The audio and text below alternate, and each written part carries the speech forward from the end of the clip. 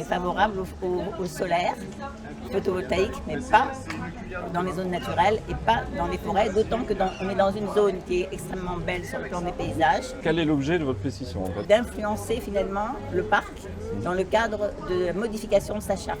Dans votre argumentaire, vous avez parlé de démocratie, moi ça m'intéresse. Oui. Et est-ce que quelque part vous seriez intéressé pour que les citoyens puissent évoquer un RIC, un référendum d'initiative citoyenne, pour se prononcer favorablement ou défavorablement sur un projet de... La commune refuse tout débat public. On a d'autres actions. On a des actions à l'égard des médias, malheureusement juridiques. On n'aura peut-être pas les moyens. On n'aura pas les mêmes moyens qu'Engie Green. C'est de gros problèmes. C'est notamment aussi le problème au niveau des études d'impact. Les études d'impact sont faites par les industriels. Enfin, dans un système démocratique, les citoyens auraient la possibilité de s'exprimer sur un projet en pour ou en contre. Mais au moins, ils auraient la possibilité. Tout à fait. Mais nous, ce qu'on réclame depuis... Et oui, bien sûr. Expliquez-moi pourquoi, parce que la chaîne c'est pourquoi vous êtes là aujourd'hui et quelle est votre démarche? Alors, nous sommes là pour faire signer une pétition.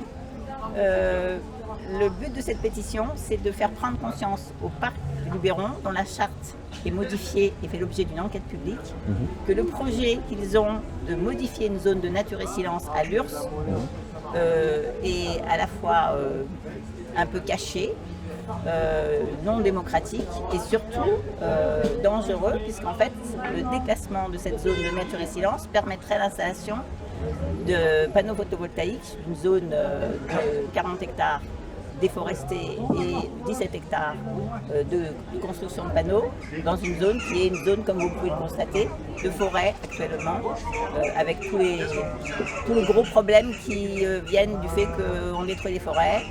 Et on les détruit pas seulement à l'URSS, on les détruit dans toute cette zone pour pouvoir installer des panneaux au sol qui sont beaucoup plus rentables que les panneaux sur les toitures ou sur les zones anthropisées. Et nous sommes tout à fait favorables au fait de mettre des panneaux sur des zones anthropisées et sur des toitures, et tout à fait défavorables au fait de détruire des forêts pour pouvoir faire la même chose. Alors là, pour le coup, je vais vous donner mon avis personnel. Je suis complètement d'accord avec vous. Je suis tout à fait d'accord avec vous. C'est pas le fait d'être contre les panneaux, Voilà. c'est le fait... Tout à fait. On est favorable au solaire, photovoltaïque, mais pas dans les zones naturelles et pas dans les forêts, d'autant que on est dans une zone qui est extrêmement belle sur le plan des paysages et dont le climat risque d'être très atteint par toutes les modifications et les changements climatiques, avec une désertification possible.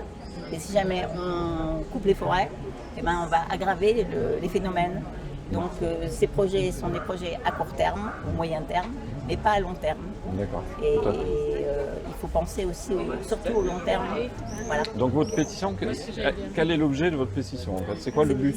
C'est d'influencer finalement le parc dans le cadre de la modification de sa charte. D'accord. Il y a une enquête publique qui a commencé le 2 mai, qui se termine le 31 mai. Et dans ce cadre, on veut faire des observations et proposer finalement qu'il n'y ait pas de changement en ce qui concerne cette zone. D'accord. Nature et silence. Il y en a plusieurs. C'est une originalité du parc, ces zones de nature et silence. Ce sont des zones qui, en général, sont dans des continuités, sont loin de toute urbanisation, loin de toute construction. Ce sont des zones sauvages. Et nous, en l'occurrence, c'est une zone sauvage qui est belle et qui est dans un site qui est extrêmement beau. Il y a notamment un torrent qui est en dessous, qui s'appelle le Buès, qui ressemble un peu à un canyon, avec des couleurs magnifiques.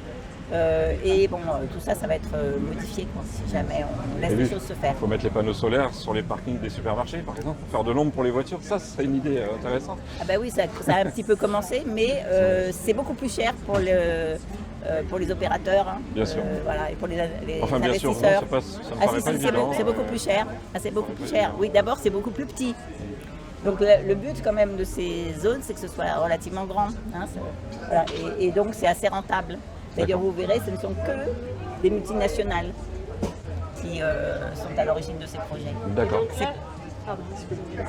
Voilà, nous, ce qu'on souhaiterait, c'est d'une part de mettre des panneaux sur des zones anthropisées, sur des toitures, et puis de favoriser tout ce qui est autoconsommation collective.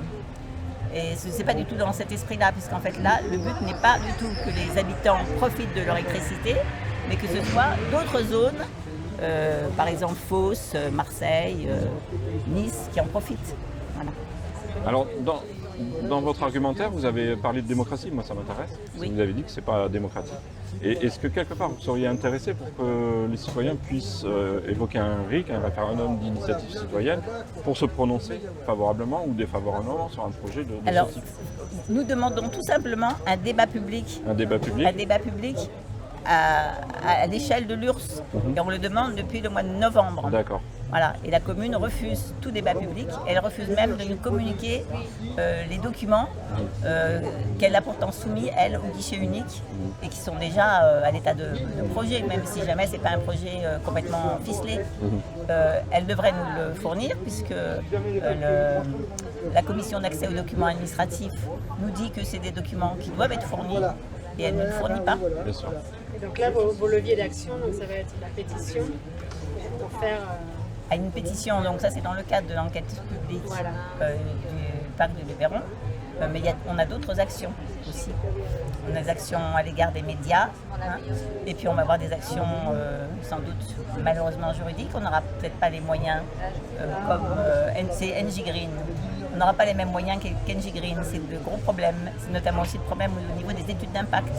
Les études d'impact sont faites par les industriels. Et donc comment lutter contre une étude d'impact, sauf à en faire une, ça coûte cher. Et nos petites associations, alors on s'est regroupés, de nombreux collectifs de toute cette zone-là, on s'est regroupés pour essayer de mutualiser nos moyens et d'être un peu plus efficaces. Voilà. Très bien. Bah, écoutez, L'idée d'un référendum, ça serait... si ça existait, ça pourrait être très intéressant. Oui. oui, parce que là aujourd'hui c'est David contre Goliath. C'est-à-dire que les citoyens n'ont pas beaucoup d'actions possibles. Oui, oui, ils n'en ont pas Ils sont beaucoup. pour ou contre, hein, on peut aussi se Oui, positionner il y en a qui sont Voilà. pour, il y en a qui sont Voilà. pour, puisque ça rapporte quand même Bien aux sûr. communes Donc, et aux intercommunalités, à la région et au département, ça rapporte. Voilà.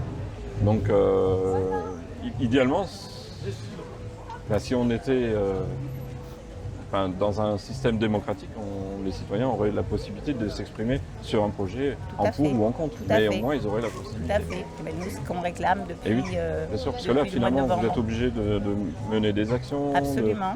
de faire comme vous faites aujourd'hui, Oui. de faire tracter. Oui, mais ceci dit, inciter. dans le cadre d'un débat public, on aurait aussi les Oui, mêmes. bien sûr.